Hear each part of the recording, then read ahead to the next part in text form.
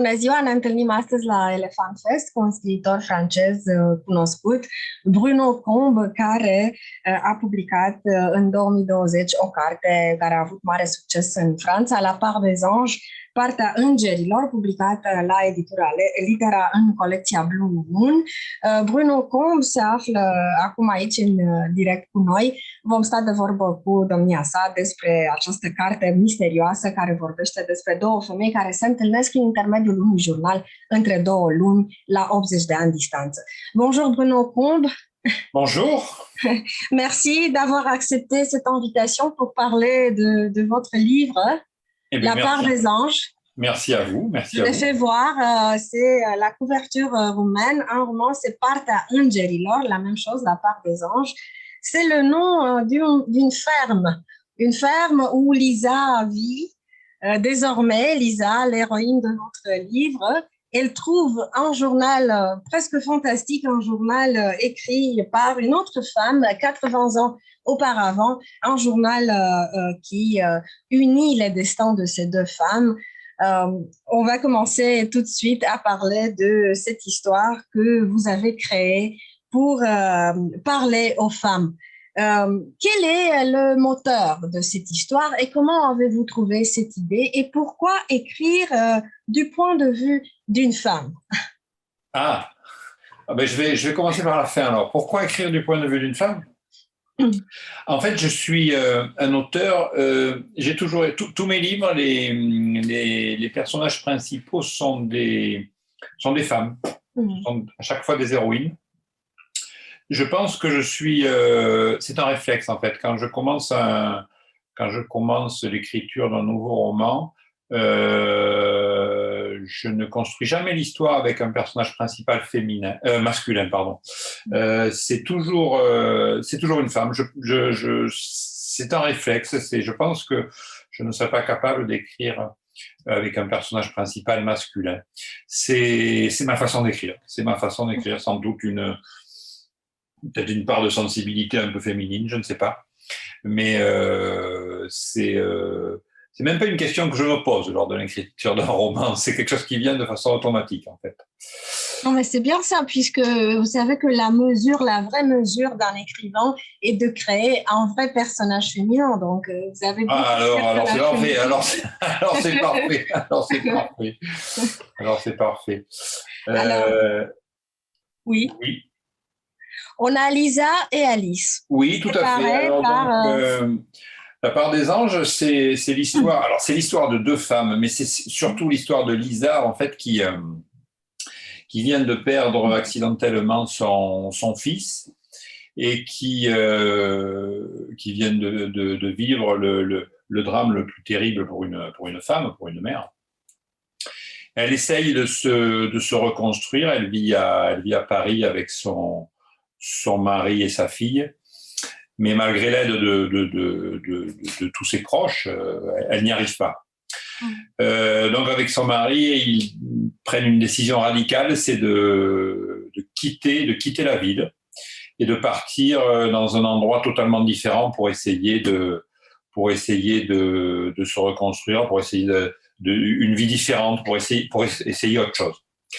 Et lors de leur recherche, en fait, dans la région du Périgord en France, dans le sud-ouest de la France, elle va tomber de suite, je vais dire pas amoureuse, mais en fait elle va être attirée par une maison en particulier.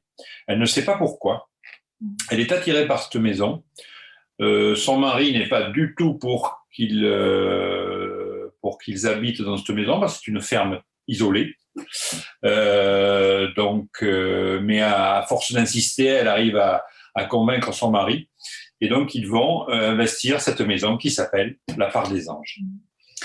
Et c'est dans cette maison où, au début, les choses se passent un petit peu comme ça pouvait se passer à Paris, c'est-à-dire qu'elle n'arrive pas à passer au-delà de ce drame qu'elle vient de vivre.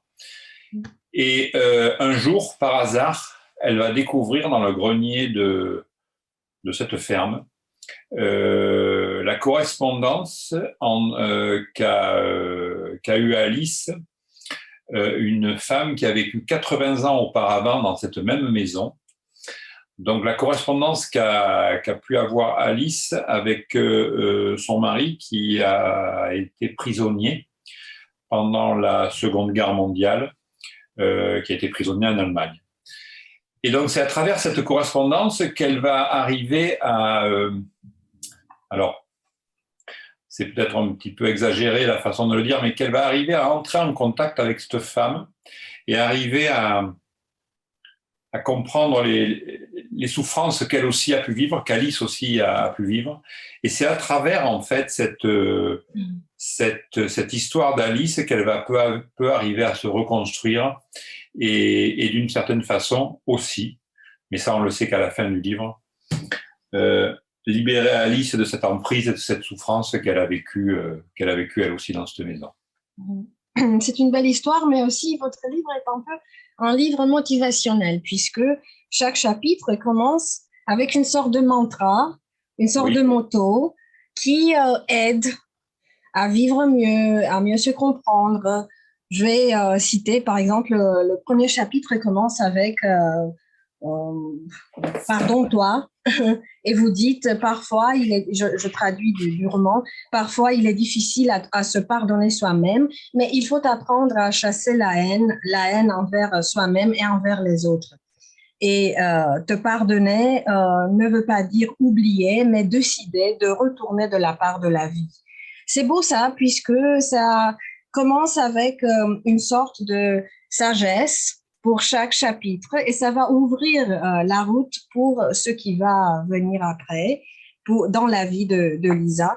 Pourquoi cette approche sage et philosophique presque d'avoir cette mantra et de dire au lecteur ou bien aux lectrices, car je vois dans ces passages une sorte de dialogue entre vous, l'écrivain, et le lecteur, pour une plaidoirie pour la vie, disons.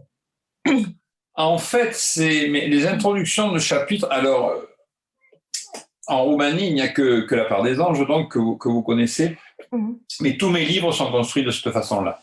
Ah, d'accord. Tous mes livres ont une introduction, enfin, un début de chapitre, une petite introduction, où alors, ça a un double intérêt, ce petit paragraphe d'introduction de chaque chapitre, enfin un double intérêt pour moi. C'est d'abord une façon de résumer l'idée du chapitre qui va suivre un petit peu, de dire un petit peu ce qui va enfin, l'idée du chapitre qui suit. Et de notre côté, oui, c'est aussi une façon de faire passer un message, enfin mon message, qui n'est pas forcément... on peut ne pas y croire. Mais moi, c'est le message, entre guillemets, oui, philosophique un petit peu, que je veux faire passer, dans chacun des chapitres du livre. Mais c'est quelque chose qui est absolument nécessaire pour moi. Chacun de mes livres sont construits de la même façon. Chacun de mes livres, c'est vraiment un message au lecteur. C'est comme, oui, une forme, vous le disiez à l'instant, une forme de dialogue, en fait. C'est comme si je parlais au lecteur avant de débuter le chapitre, un petit peu. Est-ce que ça vous aide dans le processus de l'écriture, c'est-à-dire, c'est une sorte de chose que vous vous dites vous-même, de bien se ranger les idées avant d'écrire le chapitre. Par exemple, dans le chapitre 14, les chercheurs d'or, vous dites qu'on est tous des chercheurs d'or et on cherche cette pépite. Eh bien, cette pépite, vous la trouvez dans le chapitre. Je voulais vous poser cette question. Quelle a été la pépite d'or que vous avez trouvée en écrivant ce livre? Là, c'est une question difficile. C'est pas quelque chose qui m'aide, ces introductions. C'est vraiment... En fait, pour vous dire la genèse, l'origine de cette idée d'écrire mes livres avec toujours ces introductions, c'est qu'en fait, alors je suppose qu'il est connu également en Roumanie, Guillaume Musso, l'auteur Guillaume Musso, met toujours en introduction de ses chapitres une citation, mais d'un autre auteur. Et un jour, j'ai lu un de ses livres et je me suis dit, mais ok, c'est bien ça donne une idée, ça donne ce qui va se passer pour le chapitre suivant. Mais pourquoi prendre la citation de notre auteur ou des phrases de notre auteur? Pourquoi ne pas le faire soi-même? Donc c'est comme ça que l'idée est partie en fait. Et alors pour répondre à votre question sur la pépite dans ce livre, je crois que il n'y a pas de pépite en particulier, c'est pas ça, mais ce que je trouve, c'est qu'en fait, ce livre est vraiment, alors je sais pas si en roumain ça sera facile que vous le traduisiez, mais c'est vraiment l'idée de résilience dans ce livre. Et je crois que s'il existe une pépite dans ce livre, c'est vraiment l'idée poussée à son excès de la résilience, en fait. Arriver à se reconstruire, arriver à se dire, OK, ce qui s'est passé, c'est une catastrophe pour moi. Des personnes ont vécu pire ou différemment comme souffrance, mais on peut s'en sortir. C'est la résilience poussée à l'extrême, en fait. C'est un petit peu l'idée, en fait, l'idée globale que j'ai voulu faire passer dans La part des anges.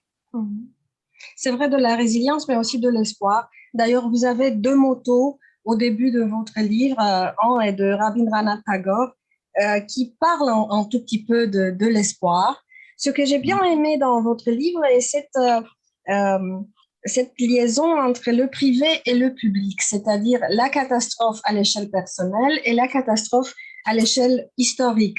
C'est-à-dire la guerre est une catastrophe, on le voit très bien maintenant, oui, une catastrophe historique qui nous affecte tous, mais aussi les catastrophes personnelles sont des catastrophes plus silencieuses qui existent oui. au-dedans. Alors je vais vous dire un secret en fait sur ce livre, puisque vous en parlez maintenant. J'ai maintenant écrit 9 romans. Celui-ci est le 7e. Celui-ci est le 7e. Et je m'étais toujours juré en tant qu'auteur de ne jamais écrire quelque chose d'autobiographique ou quelque chose de personnel. Je m'étais juré, alors sans doute par pudeur, et puis parce que j'estime que les choses autobiographiques n'intéressent pas forcément les gens. C'est pour flatter l'ego souvent. Alors j'avais.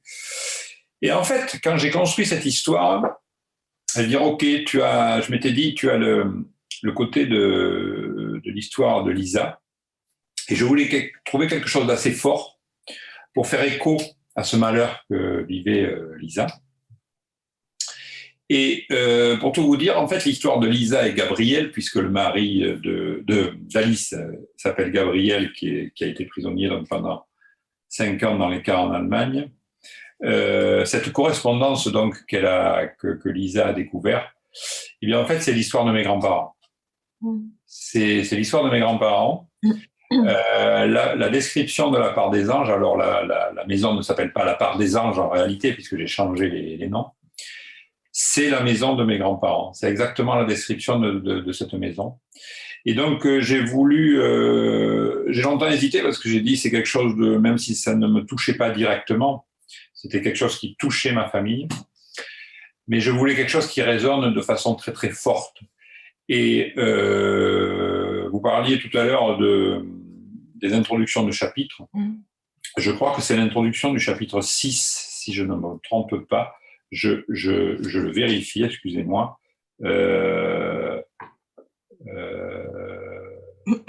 Restons debout, c'est ça?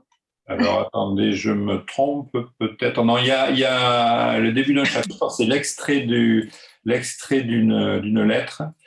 Et c'est la lettre réelle qu'avait écrit mon grand-père à ma grand-mère pendant je suis désolé, je crois que je me trompe de chapitre, ce n'est pas le 6. C'est le 24, non? Notre secret, c'est ça? Je le cherche.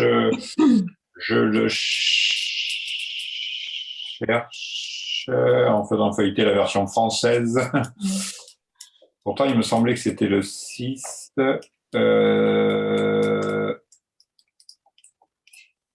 Mais la lettre se trouve à la fin du livre. La lettre, je trouve à la fin. Alors, vous connaissez mieux. Moi, je suis désolé. J'espère qu'on a la même version.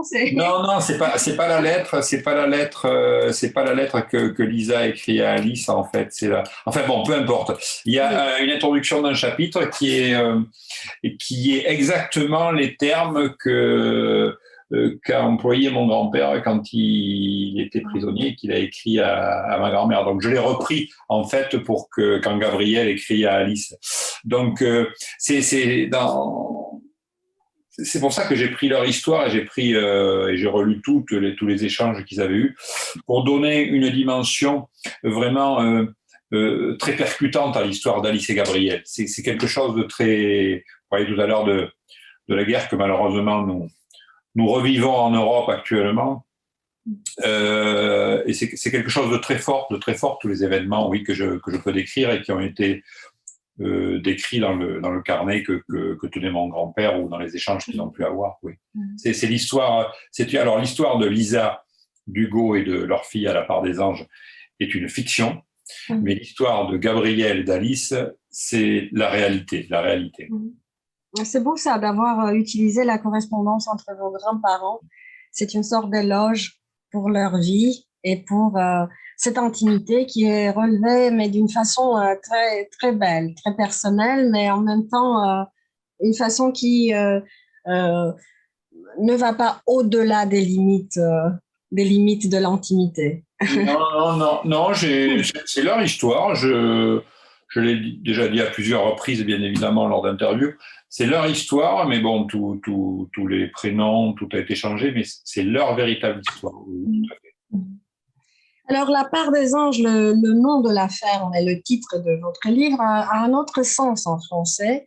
Oui. Je ne sais pas si vous l'avez utilisé exprès, mais est-ce que vous pouvez me dire ce que ça veut dire en français? Il s'agit du cépage, il s'agit du vent. Et peut-être qu'il y a ici une autre métaphore. En fait, la part des anges en français a une signification particulière. C'est quand on fait vieillir le vin en barrique, le bois absorbe une certaine quantité de liquide. Et donc, les vignerons réintroduisent toujours une petite quantité pour compenser cette évaporation et ce que le bois a absorbé. Et en fait, pour les vignerons ont l'habitude de dire que cette quantité de vin qui disparaît, qui s'évapore, c'est en fait ils disent que c'est la part qu'ils donnent aux anges pour que le vin soit bon. La part des anges, la part que l'on donne aux anges. Donc, quand j'ai cherché le titre du livre, je me suis dit, un auteur, il est toujours à se creuser la tête pour essayer de trouver un titre original. Et en fait, comme cette ferme, je connais bien évidemment l'histoire de cette ferme, puisque c'est la ferme de ma famille depuis des siècles, depuis la Révolution française. Et c'était, au tout début, cette ferme était en fait ce n'était pas une ferme agricole, c'était un relais pour des cavaliers qui descendaient du nord de la France et qui descendaient jusqu'à l'Espagne. Et bien évidemment, quand les cavaliers s'arrêtaient, ils se reposaient, ils buvaient beaucoup. Et donc, c'était un endroit où il y avait un grand bâtiment qui était rempli de barriques de vin. Et j'ai eu un déclic et j'ai dit, tiens, pourquoi ne pas utiliser un terme, parce que c'est quand même un terme un peu poétique, la part des anges dans le terme vigneron. Et j'ai trouvé ça sympathique de faire un parallèle entre l'origine de la ferme et ce côté un petit peu poétique de l'expression. Et la ferme réelle, elle s'appelle comment? Elle s'appelle, mais je ne dirai pas le nom. pour ne pas avoir des visiteurs. Bien essayé. Non, c'était juste une curiosité, puisque j'imagine que la ferme réelle a aussi un nom aussi beau. Oui. C'est-à-dire un nom poétique ou bien avec une signification. Non, pas poétique. Il a une signification, il n'est pas particulièrement poétique, mais oui, toutes les c'est le nom d'un lieu-dit en fait. La ferme a un nom, oui, tout à fait. Mais en revenant au nom, La part des anges, C'est bien de s'imaginer les anges en buvant du vin. Et Alors, il y en avait buvant... aussi, dans le choix de la part des anges, il y avait aussi le fait que je trouvais que le terme ange était bien couplé à l'histoire, puisque Lisa perd un enfant. On peut imaginer que c'est un ange qui est parti au ciel. Quand on lit l'histoire, on sait qu'Alice a perdu un enfant dans l'histoire qui est racontée. Donc on peut s'imaginer aussi, ça a joué pour le choix du titre. J'avais dit, tiens, la part des anges, les enfants, ça colle bien à l'histoire. C'est vrai. Mais pour un écrivain aussi, il doit y avoir une part des anges, c'est-à-dire une sorte d'offrande pour aboutir à écrire un livre. Quelle est la part des anges dans l'écriture? Qu'en pensez-vous?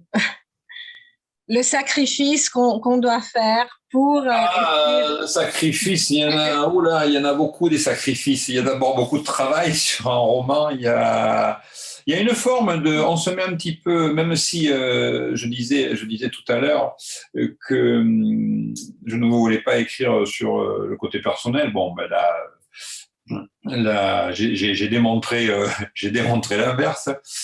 Mais on se met un petit peu à nu en fait quand on écrit un roman. On se met un petit peu à nu parce que même si c'est une fiction, on n'écrit pas quelque chose si on n'en a pas vécu autre chose en fait. C'est le reflet de ce qu'on a pu voir, de ce qu'on a pu vivre, mais traité bien évidemment de façon différente. Beaucoup de mes personnages, par exemple, que ce soit dans ce roman ou dans un autre, peuvent être initiés par quelque chose que j'ai vu, de personnes dans la rue, donc en fait, c'est quelque chose de très personnel et on est obligé de puiser dans tous les souvenirs ou dans tout ce qu'on a pu vivre, bien évidemment. Oui. Et ça devient personnel. La part des anges, si je disais qu'il y avait une part des anges qu'on donnait au lecteur, c'est ça, c'est cette, on se met à nu, oui, on se met à nu pour écrire un roman, oui. Est-ce que vous relisez vos livres? Et quel effet ça vous fait? Alors, déjà, je relis pas, les livres d'autres auteurs que je peux apprécier, je les relis pas, je n'aime pas relire. Mais, comme il ne faut jamais lire jamais, il m'est arrivé, oui, de relire. Alors, je ne les relis pas entièrement. Je relis des chapitres, des paragraphes. Par exemple, quand j'ai des retours de certaines lectrices ou certains lecteurs, via les réseaux sociaux ou via des conversations lors de salons, et qu'on me parle d'un paragraphe en particulier, d'un extrait en particulier, et que ça m'interpelle. Je dis, tiens, je me souviens pas complètement de cet extrait. Oui, je vais le relire. Mais et puis il m'arrive quelquefois de reprendre le livre et de relire par plaisir un paragraphe et tout ça. Mais en entier, non. Je n'ai jamais relu en entier un de mes livres. Jamais. Non, jamais. Est-ce que ça vous coûte émotionnellement d'écrire des histoires avec oui. en oui, telle excusez-moi, sur telle mise? J'ai pas attendu la fin de votre question, mais oui. Ça coûte beaucoup. Psychologiquement, c'est assez. Vous finissez épuisé quand vous avez écrit un roman. Alors, il y a des auteurs qui arrivent à écrire sur des périodes relativement courtes. 1 mois ou 2 mois, ils ont écrit un manuscrit primaire. Moi, mon travail personnel, après, il y a le travail avec l'éditeur qui est quelque chose d'un petit peu à part. Mais j'ai besoin d'environ 5-6 mois de travail pour écrire un roman. Et c'est quelque chose c'est quelque chose qui est assez, de façon positive, mais fatigant psychologiquement. Oui, c'est fatigant d'écrire. Mais bon, le résultat est tellement chouette à la fin, même si on a des doutes à n'en plus finir. Mais oui, c'est fatigant. Psychologiquement, c'est usant d'écrire un roman. Oui. Et vous travaillez comment? Tous les jours? Vous avez un horaire bien établi, une structure bien figée? Avant de commencer à écrire le livre, vous savez la fin tout ce qui se passe, les chapitres, ou tout est bien flexible ou... Alors là aussi, chaque auteur a sa façon de faire. Moi ma façon de faire, elle est assez stéréotypée maintenant. C'est ce qui est le plus efficace. En fait, je construis d'abord une histoire. J'ai une idée de départ. Je construis une histoire. Alors, je vais écrire cette idée. Et après, je vais essayer de la développer sur une page et demie. Mais l'histoire complète. Je sais dès le début ce qui va se passer à la fin. Bien évidemment, il peut y avoir des ajustements en cours d'histoire, des personnages rajoutés pour donner de la densité à l'histoire. Mais je sais dès le début ce qui va se passer. Après cette page et demie que j'ai rédigée, je vais la séparer pour essayer de construire ce que je veux dire dans chacun des chapitres.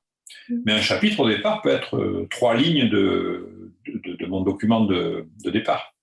Je vais séquencer ça en chapitres et c'est là que va commencer la véritable écriture, en fait. Je vais partir de l'idée, je ne sais pas, par exemple, La part des anges, le premier chapitre, on parle de l'accident du fils de Lisa. Le départ de ce chapitre, qui fait une trentaine de pages, a été Lisa va perdre son fils. Lisa va perdre son fils et ne va pas pouvoir s'en remettre. C'est peut-être cette phrase qui était uniquement sur mon écran au départ. Et c'est à partir de cette phrase que j'écris mon chapitre. Et après, quand ce chapitre est écrit, je passe à le deuxième chapitre qui parle, par exemple, de leur départ pour Sarlat, pour la visite des premières maisons et tout ça. Je vais mettre peut-être, j'avais mis peut-être comme phrase, j'ai plus en tête exactement, le couple décide de partir de Paris et de chercher une maison, dans une autre région. Je pars toujours d'une phrase assez simple ou de 2 ou 3 phrases que je développe, mais je sais exactement où je vais arriver. Je sais exactement où je vais arriver. Est-ce que vous recevez des lettres de vos lectrices? Vous avez une correspondance avec vos lecteurs? Qu'est-ce qu'ils vous disent? Oui, alors des lettres, oui, par l'intermédiaire des réseaux sociaux, beaucoup de remarques. J'essaie de répondre à tout le monde, c'est pas forcément évident. Mais oui, qu'est-ce qu'ils me disent? Ils me disent qu'ils ont apprécié mes livres déjà, c'est très gentil. Mais celui-ci en particulier, d'ailleurs, La part des anges est un livre qui a beaucoup fait réagir. Mais oui, j'essaye par l'intermédiaire des réseaux sociaux d'avoir beaucoup d'interactions en fait avec les lecteurs et les lectrices. Et ils ont été, surtout ce livre a beaucoup fait réagir parce qu'il a beaucoup touché, parce que c'est une histoire certes où l'espoir est là à la fin, mais c'est une histoire difficile, c'est une histoire où des femmes ont vécu des drames, où la fin, bien sûr, est portée toujours vers l'espoir, mais mes livres sont toujours construits un petit peu de cette façon-là. J'allais dire, c'est un drame qui, à force de travailler sur soi-même, va se transformer en espoir un petit peu. C'est pour ça que je parlais de résilience tout à l'heure. J'accorde beaucoup d'importance à cette idée. Mais oui, j'ai beaucoup d'interactions avec les lecteurs et les lectrices. Et j'essaie de leur répondre dans la mesure du possible à tous les messages, oui. C'est beau ça, d'avoir ce dialogue avec les lecteurs, pas seulement dans les livres, mais aussi en dehors des livres. Une correspondance vraie, ça doit vous coûter beaucoup de temps, puisque oui, vous essayez à répondre à tout le monde. Ça me fait penser, parce que c'est un événement récent. Il y a eu le week-end dernier le Festival du Livre à Paris, qui a repris après 2 ans d'absence, à cause de crise sanitaire que tout le monde a connue. Et c'était la première fois depuis la fin de la crise sanitaire que je revoyais en direct des lecteurs. Et c'était très touchant parce qu'en fait, on avait tous envie de parler peut-être encore plus que d'habitude. Donc, j'ai énormément échangé avec les lecteurs, oui. Énormément échangé avec les lecteurs. C'est quelque chose pour moi qui est très important. En fait, s'il n'y avait pas de lecteur, il n'y aurait pas d'auteur. C'est une évidence. Et puis, j'aime avoir le ressenti des lectrices et des lecteurs parce qu'en fait, on se rend compte qu'un auteur, il écrit pour faire passer un message, en fait. J'écris pour faire passer un message. En fait, chacun le reçoit comme il veut, l'histoire. Et c'est très intéressant de voir quelquefois la différence de ressenti sur un même livre, une même histoire, de deux personnes différentes. Sans doute parce qu'on a tous une vie différente et on ressent les choses différemment, mais c'est super intéressant en fait d'échanger avec les lecteurs, vraiment, vraiment. C'est vrai. Est-ce que ça vous arrive de rencontrer vos personnages dans la vie? C'est-à-dire Lisa dans la vraie vie ou Alice? Non, alors je vais vous dire oui, une double réponse. Non, parce que ce sont des personnages de fiction. Quand même. Mais oui, et oui, parce que ce sont des personnages, les personnages de mes romans sont des constructions parfois de plusieurs personnes que je peux connaître. Je dis, tiens, cette histoire-là, elle serait intéressante, mais elle serait intéressante si à ce personnage, on lui rajoutait tel caractère. Donc ça va être une construction de différents personnages. Et c'est assez amusant aussi parce que je peux décrire des personnages. Je pense, je ne sais pas s'ils se sont reconnus, s'ils ont lu le livre ou pas, mais je peux décrire des personnages qui sont des montages de différentes personnes que je connais. Donc c'est oui, si j'ai pas tous bien évidemment. Certains personnages sont des inventions totales, mais la plupart des personnages de mes livres existent par morceaux, on va dire un petit peu. Alors Alice n'est pas tout à fait votre grand-mère, mais presque. Ah si, Alice c'est ma grand-mère, mais elle ne s'appelle pas Alice. C'est comme la part des anges, elle ne s'appelle pas Alice, mais tout ce qui est décrit là, c'est quelque chose, je peux vraiment l'assurer, parce que je ne vais pas mentir sur tout ce qui est décrit sur l'histoire d'Alice et Gabriel dans ce livre, c'est l'histoire vraie de mes grands-parents. C'est vraiment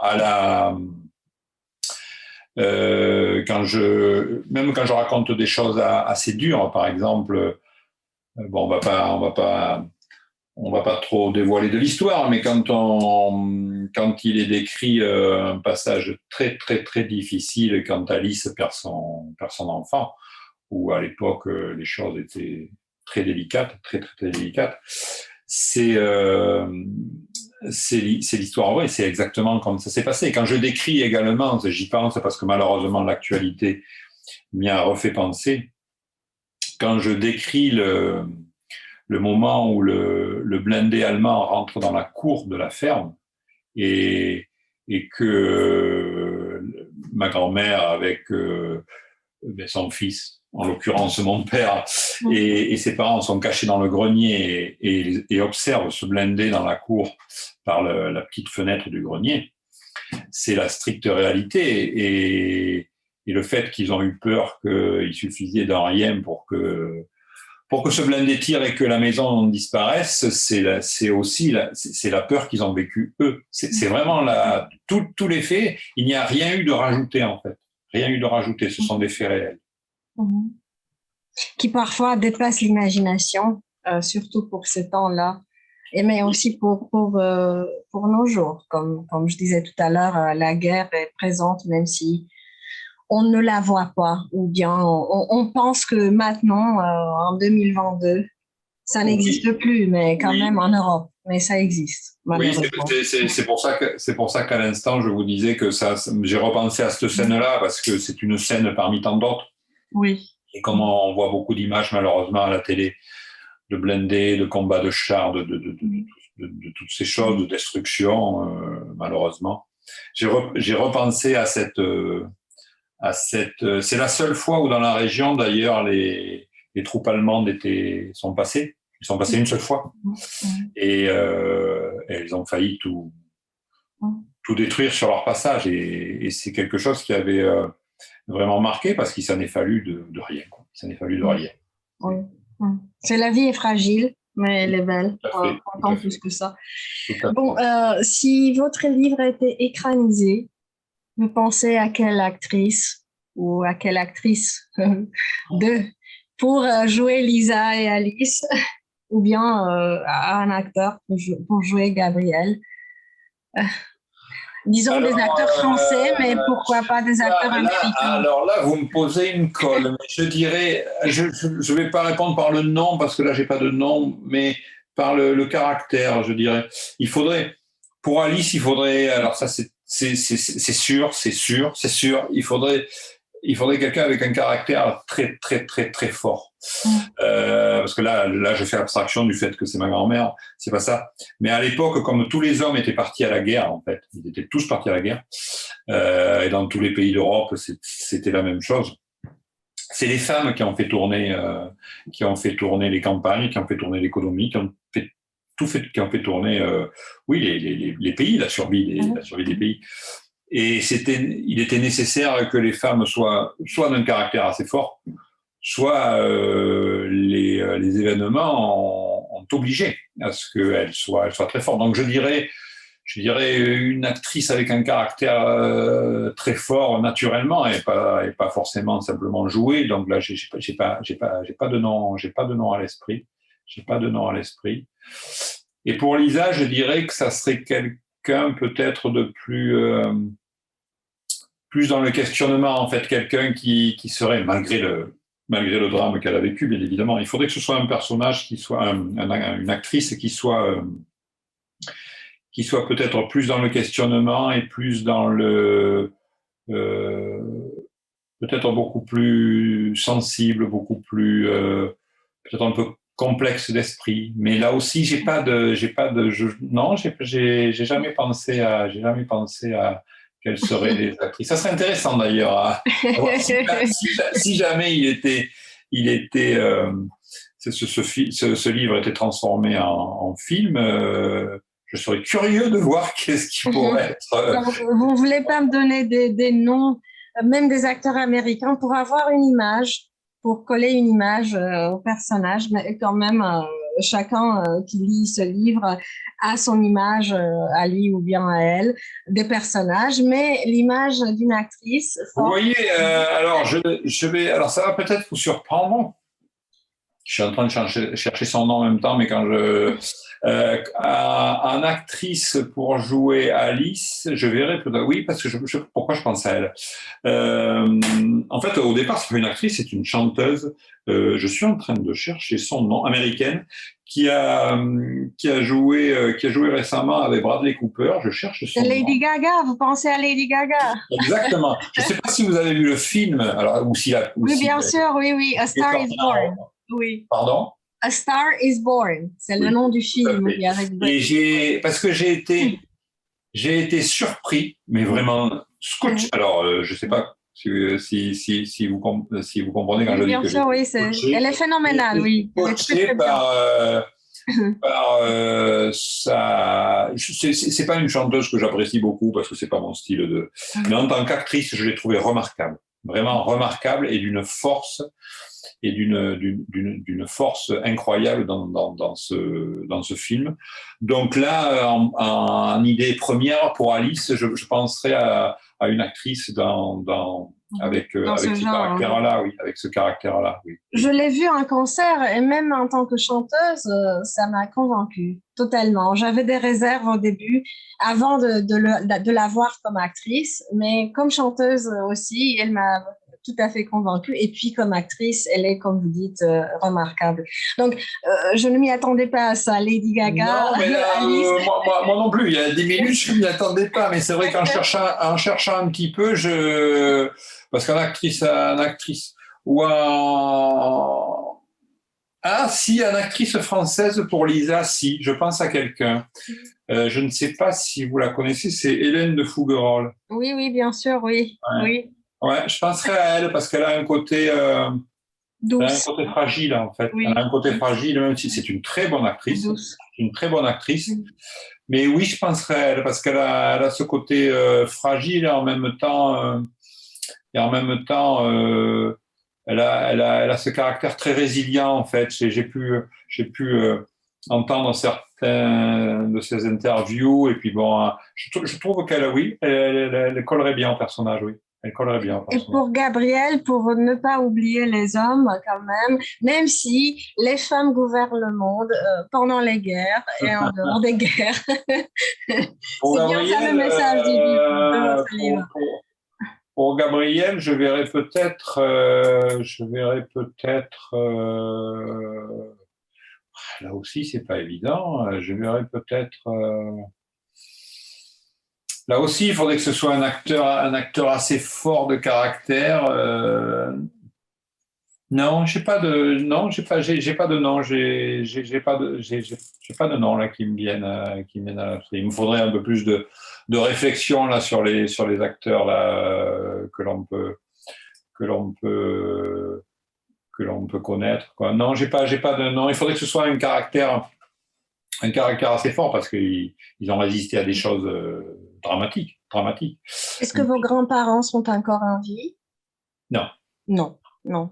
Donc, ils n'ont pas eu la possibilité de se voir en tant que personnage dans Non, c'est pour ça que j'ai tenu à les. Alors de façon un peu ambiguë, à la fin du livre, j'ai tenu à les.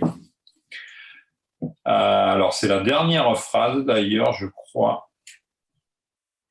C'est le dernier paragraphe dans les remerciements où je m'adresse à eux d'ailleurs, à vous mes grands-parents. Et c'est la dernière phrase surtout, c'est « Soyez rassurés, le marronnier est toujours là. À l'entrée de la cour, il veille sur votre maison la part des anges. » Et effectivement, le marronnier est toujours là, à l'entrée de la maison. Alors je suppose que dans la version roumaine, alors là je ne vais pas pouvoir vérifier ici, mais je suppose, oui, le dernier paragraphe. Oui, ça existe, le marronnier est là. Eh bien, c'est un arbre magnifique. Donc, on peut s'imaginer la ferme avec le marronnier et avec cette continuité de vie à travers l'arbre. Oui, tout à fait. Oui, c'est un marronnier qui est bien plus que centenaire, mais c'est une.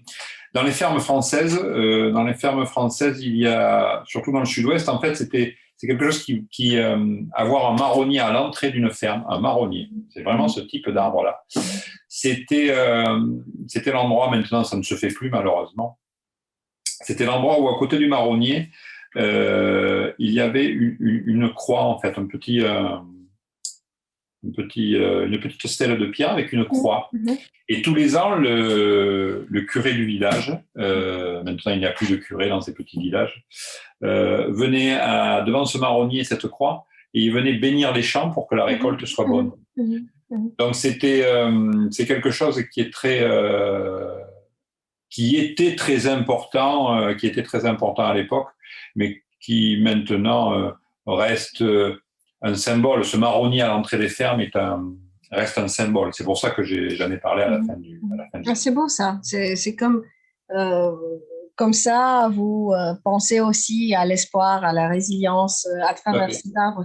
Donc, quand vous m'avez dit que cette ferme était en lieu de change pour les cavaliers qui changeaient les chevaux, qui venaient du nord vers le sud. J'ai pensé au chemin, au Camino pour Saint-Jacques-de-Compostelle. Est-ce que la ferme se trouve dans la route pour Compostelle ou non? Non, la ferme. Alors, puisqu'il y a plusieurs tracés du chemin de Compostelle, n'est pas loin d'un des tracés du chemin de Compostelle, mais il n'en fait pas partie. Non. C'était une halte. Ça, c'est après avoir fait des recherches sur cette maison, puisque la plus vieille partie de cette maison date du Moyen Âge, en fait, donc très très ancien. Et c'était un relais de cavaliers. C'est pour ça qu'il y a un grand bâtiment qui était réservé aux chevaux, qui est toujours là d'ailleurs, qui n'est plus réservé qui est réservé à usage d'habitation maintenant. Mais non, c'était un relais. Alors là, je n'ai pas pu le vérifier. C'est un historien qui m'en avait parlé, mais ça n'a pas pu être vérifié par des documents. C'était beaucoup de chevaliers cathares, en fait, qui descendaient vers le sud-ouest, mais sud-ouest limite Espagne, limite Espagne de la France, qui descendait dans tout le pays Qatar, avec les châteaux Qatar qui se trouvent dans cette région-là, dans le Roussillon. Donc, c'était un relais, comme il en existait beaucoup à l'époque. Qu'est-ce que vous écrivez maintenant? On approche la fin de l'interview. J'ai encore une question finale, mais cette question aussi. Alors, qu'est-ce que j'écris maintenant? Alors, attendez.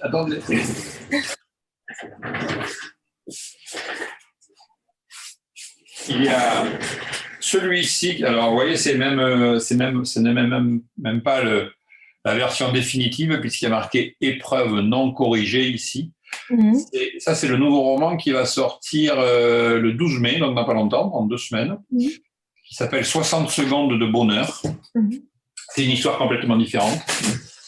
Mais je suis aussi en train de travailler de commencer à travailler sur le roman 2023. Donc, parce qu'il faut toujours prendre, bien sûr, il faut qu'on ait beaucoup d'avance et comme j'aime me prendre mon temps pour écrire, il y a celui-ci qui sort donc dans 15 jours. Et il y en a un autre où j'ai commencé cette fameuse première page que je séquencerai en chapitres. Donc, vous ne prenez jamais des vacances et vous ne faites pas si. En ce moment, vous voyez, c'est un peu off parce que le livre va sortir. J'aime pas trop commencer la véritable écriture de nouveaux romans. Bon, la trame est là. Mais l'écriture proprement dite, je ne la démarre jamais. Alors, c'est un peu, je sais pas comment dire, je fais ça par habitude, en fait. Je ne commence jamais la véritable écriture d'un roman tant que le précédent est sorti. Il faut qu'il sorte. Donc, comme celui-ci, en le 12 mai, je ne commencerai pas avant le 12 mai. Donc, si, je prends quand même des vacances. Le travail global sur un livre, il est à peu près, on va dire, de 8 mois. Après, il y a tout ce qui est bien évidemment promotion, salon, enfin tout ça. Mais si, heureusement que je prends des vacances. On va attaquer. J'attaque le 10e roman, donc ça sera un peu fatigant quand même. Bon, à plusieurs alors. Et une toute dernière question. Est-ce que vous avez un message pour vos lecteurs romans qui découvrent maintenant La part des anges, mais qui vont heureusement découvrir vos autres livres à l'avenir? Écoutez, je suis très, très, très heureux que les livres soient découverts par d'autres pays et surtout d'autres cultures. C'est très important pour moi. Parce que je ne sais pas du tout, vous voyez, là, les réactions de lecteurs français pour La part des anges, français, belges, canadiens, enfin d'origine francophone. Je me doutais à peu près comment ça allait être, mais en Roumanie, je ne sais pas du tout comment peut être reçue une histoire de la sorte. Je ne sais pas du tout. Je ne sais pas si les lecteurs seront conquis et aimeront peut-être découvrir d'autres de mes histoires. Je ne sais pas. Mais c'est ça qui pour moi est. Alors, je suis très heureux que ce soit publié. Que ce soit publié dans un autre pays, et notamment en Roumanie. Mais ma plus grosse interrogation, c'est si j'avais quelque chose à dire aux lecteurs. Alors malheureusement, pour l'échange, ça serait difficile, mais j'aimerais avoir leur réaction. J'ai vu sur les réseaux sociaux, puisque je suis assez actif sur les réseaux sociaux, que deux lectrices roumaines avaient parlé du livre. Mais je ne sais pas du tout ce qu'elles ont dit. Je suppose que si elles en ont parlé sur les réseaux sociaux, c'est que ça devait leur convenir. Enfin, elles avaient dû apprécier. Et je trouve ça touchant parce que même au-delà de l'autre côté de l'Europe, eh bien, on peut parler de. Mais moi, si j'avais quelque chose à leur dire aux lecteurs, c'est d'abord d'apprécier cette histoire, parce que c'est une très belle histoire. Et qu'ils n'hésitent pas à me faire des retours. Alors, J'essaierai de faire marcher les traducteurs pour voir comment ce qu'ils disent en réalité. Est-ce que vous avez essayé à lire un tout petit peu un roman du livre? Vous l'avez là près de vous. Oui, j'ai essayé. Alors, vous savez ce que je fais. Vous pouvez me lire une phrase, si vous voulez bien, pour vos lecteurs. Vous voulez que je vous lise? Mais alors, ne riez pas. Ne riez pas parce que je ne sais pas. Écoutez, on va faire simple et je ne sais pas, moi. Ah, si, tiens. Quand je décris dans le premier chapitre, là, le lieu. Alors, on y va. Périgord in Preajma Orasulia Sarla, Marty 2017. Je ne sais même pas comment on dit les chiffres, voyez-vous. Mais non, mais c'est bien 2017, ça va. On comprend. Je ne sais pas comment. Vous voyez, parce qu'il y a certains accents sur certaines lettres. Je ne sais même pas ce qu'ils veulent dire. Le premier mot du livre, Acesata, peut-être. Il y a un accent sur le dernier A. Je ne savais même pas que cet accent a existé. Je ne sais pas ce que c'est. Donc, non, mais c'est très bien. C'est bien pour un débutant. C'est Acesata, ça veut dire assise. Et 2017, c'est 2017. Par contre, quelque chose qui m'a surpris, c'est que mon nom est écrit comme en français. Alors que, par exemple, d'autres livres ont été traduits en Croatie et 2 en Russie, enfin, peu importe le pays, c'était. Mais même mon nom et mon prénom n'étaient pas écrits de cette façon-là. J'ai été surpris qu'en roumain, j'étais très content d'ailleurs qu'on reprenne la véritable orthographe. Oui, mais bien sûr, on ne vous change pas de nom. Vous êtes toujours Bruno Combe pour les lecteurs roumains. Non, mais je crois que c'est en Croatie. Je crois que c'est en Croatie. Combe ne s'écrivait pas C-O-M-B-E-S, ça s'écrivait K-O-M-B. Alors, je ne sais pas si c'est... Mais autrement... Mais peut-être c'est une écriture phonétique, puisque c'est Combe.